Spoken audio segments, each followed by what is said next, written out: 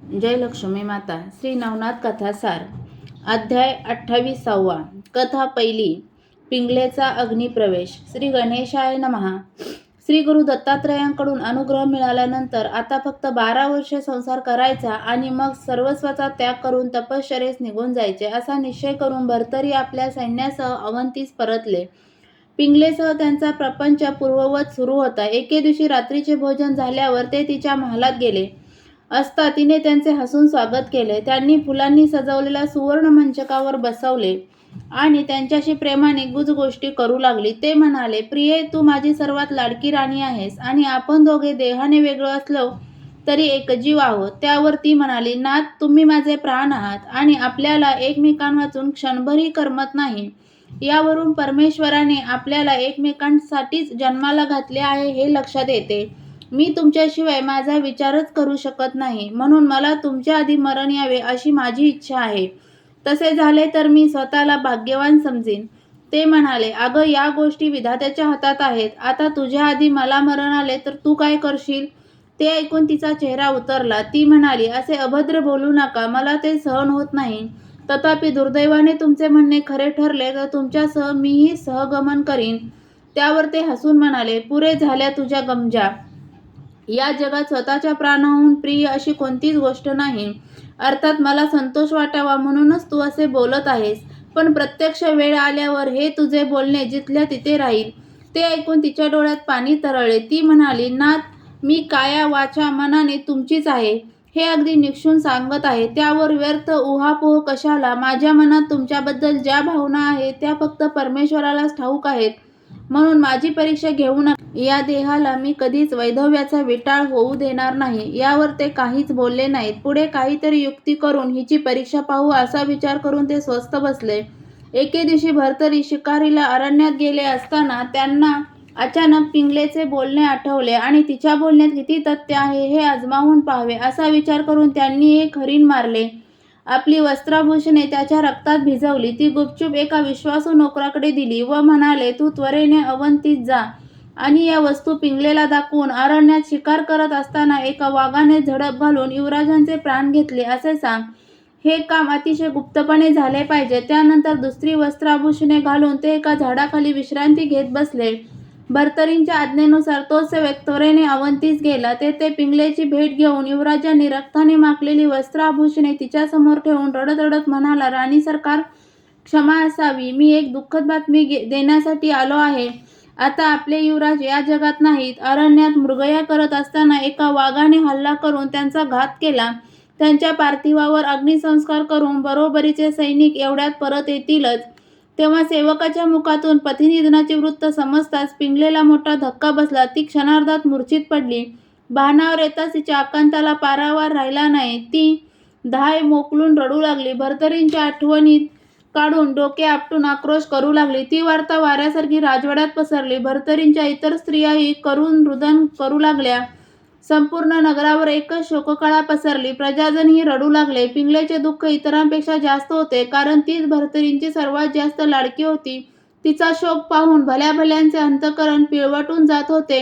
शेवटी तिने स्वतःला सावरले आणि सहगमनाचा निर्धार करून सेवकांना चिता रचण्यास सांगितली. तेव्हा दासींनी, अन्य राज्य स्त्रियांनी, सख्यांनी व आप्तांनी तिला परावृत्त करण्याचा खूप प्रयत्न केला, पण ती आपल्या निर्धारापासून जराही ढळली नाही. भर्तरींचा मुकुट, त्यांची वस्त्रे, आभूषणे परिधान करून तिने सतीचे वाण घेतले आणि आप्तजनांसह स्मशानात गेली. तेथे सर्वांचा आशीर्वाद घेतला. चिता तयारच होती. तिच्यावर भर्तरींच्या शवाऐवजी एक दगड ठेवण्यात आला होता.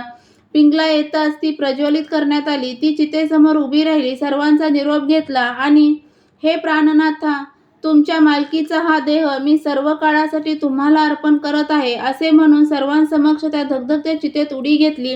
दुसऱ्याच क्षणी त्या सर्व भक्षक अग्नीने चहूबाजूंनी वेढून तिला आपल्यात सामावून घेतले, पण त्या साध्वीच्या मुखातून वेदनेचा एक हुंदकाही बाहेर आला नाही. तिच्या पतिव्रत्याबद्दल धन्योद्गार काढून लोकांनी त्या चितेला नमस्कार केला आणि जड अंतकरणाने आपापल्या घरी परतले. कथा दुसरी. भर्तरींचा शोक. संध्याकाळी मृगया आटोपती घेऊन भर्तरी आपल्या सैन्यासह नगराकडे निघाले. तोपर्यंत अंधार वाढू लागला होता. मशालींच्या उजेडात मार्गक्रमण करत असताना त्यांच्या मनात सारखे पिंगलेचेच विचार येत होते. आपल्या मृत्यूच्या वार्तेने तिची काय अवस्था झाली असेल, त्यावेळीने जीवाचे काही बरे वाईट तर करून घेतले नसेल, अशा अनेक शंका कुशंकांनी त्यांचे मन बेचैन झाले होते. हृदय धडधडत होते आणि कपाळावर घर्मबिंदू साठले होते. बायकांची जात मुळातच भावनाप्रधान असते, त्यामुळे अशी जीवघेणी थट्टा आपण करायलाच नको होती. बरे, तो सेवकही परत आला नाही आणि नगरातील वृत्त जाणून घेण्यासाठी आपण दुसरा माणूसही पाठवला नाही. आता तेथे काय झाले असेल कोणास ठाऊक. देव करो आणि भलते सलते काही न येवो, अशा विचारांच्या तंद्रीत ते पुढे जात होते. त्यावेळी कधी एकदा पिंगलेला पाहतो असे त्यांना झाले होते. इकडे तो सेवक पिंगलेला निरोप देऊन तिची अवस्था सांगण्यासाठी त्वरेने भर्तरींकडे निघाला होता, पण त्याची व युवराजांची चुकामुक होऊन तो रात्रभर अरण्यातच भटकत राहिला. तसेच त्यावेळी विक्रमही अवंतीत नव्हता. शुभ विक्रम राजा, सुमती प्रधान आदी मंडळींसह सत्यवर्मा आजोबांना भेटण्यासाठी तो मिथिलेस गेला होता.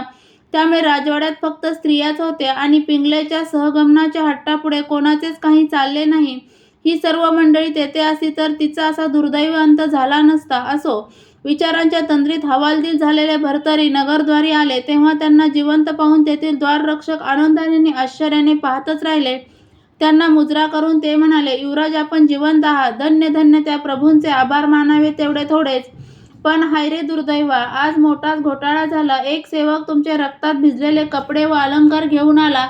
त्याने तुमच्या मृत्यूची अभद्र वार्ता सांगितली आणि सर्वांना शोकसागरात बुडवून तो निघूनही गेला.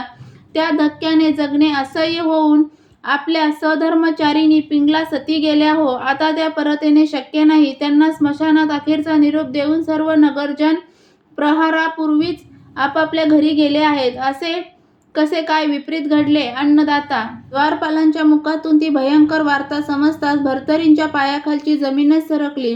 तो आघात त्यांना सहन झाला नाही. त्यांनी अश्वावरून उडी मारली आणि पिंगला पिंगला असा आक्रोश करत स्मशानाच्या दिशेने धावत निघाले. त्यांना आवरण्यासाठी सैनिकी मशालींसह त्यांच्या मागोमाग धावले. तेथे पिंगलेची चिता विझत आली होती. राखेच्या ढिगाऱ्यात लाल लाल निखारे दिसत होते. ते दृश्य पाहून भर्तरींचे हृदय गलबलले. तिच्या समवेत आपणही प्राणत्याग करावा म्हणून तेही चितेत उडी घालण्यासाठी धावले, पण सैनिकांनी मोठ्या कष्टाने त्यांना आवरले आणि त्यांनी स्वतःचे बरे वाईट करून घेऊ नये म्हणून चितेला वेढा घालून बसले.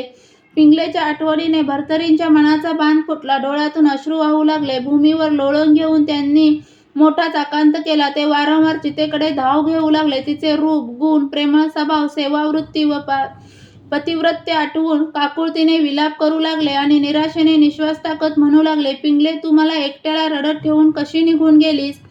तुला माझ्याशिवाय जराही करमत नव्हते, मग आजच अशी निष्ठुर का झालीस? माझा घात का केलास? तू माझी सर्वतोपरी सेवा केलीस, पण अखेर मीच तुझा शत्रू ठरलो. मी तुझ्याशी कपटाचरण केले, तुझी राख केली आणि स्वतःच्याच पायावर धोंडा मारून घेतला. आता मी काय करू? तुला कोठे शोधू? तुझ्या सहवासाला मी कायमचा मुकलो. त्यावेळी त्यांचा आक्रोश पाहून उपस्थित सर्वच हुंदके देत होते. इकडे भर्तरी जिवंत असल्याचे कळताच नगरजनांचा मोठा दिलासा मिळाला. जो तो स्मशानभूमीकडे धाव घेऊ लागला. राजस्त्रियाही आल्या. सर्वांनी त्यांची समजूत काढण्याचा खूप प्रयत्न केला, पण उपयोग झाला नाही. ती रात्र त्यांनी स्मशानातच घालवली. दुसऱ्या दिवशी राग भरण्यासाठी आलेल्या लोकांना ते दूर हाकलू लागले. त्यांनी कोणालाही पिंगलेच्या अस्थींना हात लावू दिला नाही. तेव्हा हतबल झालेले लोक तसेच परतले. त्यानंतर त्यांनी अन्नपाणी टाकले आणि तिच्या नावाचा जप करत त्या चितेची राखण करत तिथेच बसून राहिले. पिंगलेच्या मृत्यूचे वृत्त कळताच मिथिलेतील लोकांनाही मोठा धक्का बसला. सुमती प्रधानांसह रडू आवरेना. विक्रमाने तातडीने अवंती गाठली. तेथे भर्तरींना भेटून त्यांचे सांत्वन केले. त्यांना खूप समजावले, पण व्यर्थ. ते चितेपासून हटले नाही. ते नाहीच. शेवटी 10 दिवसांनी विक्रमाने तिचे अर्धवदेही केले. तिच्या प्रित्यर्थ नगरजनांना भोजन दिले, पण ते स्मशानातच बसून राहिले. पिंगले वाचून त्यांच्या जीवनाला अर्थच उरला नव्हता. दिवसामागून दिवस जात होते, पण त्यांच्या मनातील अपराधीपणाची भावना व तिची आठवण कधीच गेली नाही. त्यांनी गवतपाला खाऊन स्मशानातच 12 वर्षे काढली. या सर्व क्लेशांमुळे त्यांचे शरीर क्षीण झाले. ती त्यांची दयनीय अवस्था पाहून सूर्याला अतिशय वाईट वाटले. पुत्रमोहाने व्यतीत झालेल्या त्या पित्याने दत्तात्रेयांची भेट घेतली व म्हणाला, गुरुदेव, आपण सर्वज्ञ आहात. सद्यस्थितीत पत्नीच्या वियोगाने भर्तरींची काय दुरवस्था झाली आहे ती आपण पाहतच आहात. ते आपले शिष्य आहेत, म्हणून त्यांच्यावर कृपा करावी एवढीच प्रार्थना आहे. तेव्हा दत्तप्रभूंनी अंतर्ज्ञानाने सर्व प्रकार जाणून घेतला. भर्तरींची मरणासन्न स्थिती पाहून त्यांच्या दयेला पाझर फुटलं. त्यांनी सूर्याला धीर दिला. म्हणाले, तजोनिधी, चिंता करू नकोस. माझे शिष्य मच्छिंद्रनाथ यांचे शिष्य गोरक्ष महातपस्वी व प्रज्ञावंत आहेत. मी त्यांना भर्तरींकडे पाठवतो. ते युक्तीने बोध करून त्यांचे कल्याण करतील. श्री गुरूंच्या आश्वासनामुळे त्याला समाधान वाटले. त्यांचा निरोप घेऊन तो स्वस्थानी गेला. अध्याय 28 समाप्त. श्री नवनाथ कथासार यातील 28वा अध्याय. ऐकण्याने किंवा वाचनाने मिळणारी फलश्रुती म्हणजे गुणवान स्त्रीशी लग्न होईल, ती अखंड सेवा करील. श्री नवनाथ कथासार यातील अध्याय तुम्हाला ऐकायला आवडत असतील तर चॅनलला सबस्क्राईब करा, व्हिडिओला लाईक आणि शेअर करा. अध्याय पूर्ण ऐकल्याबद्दल धन्यवाद.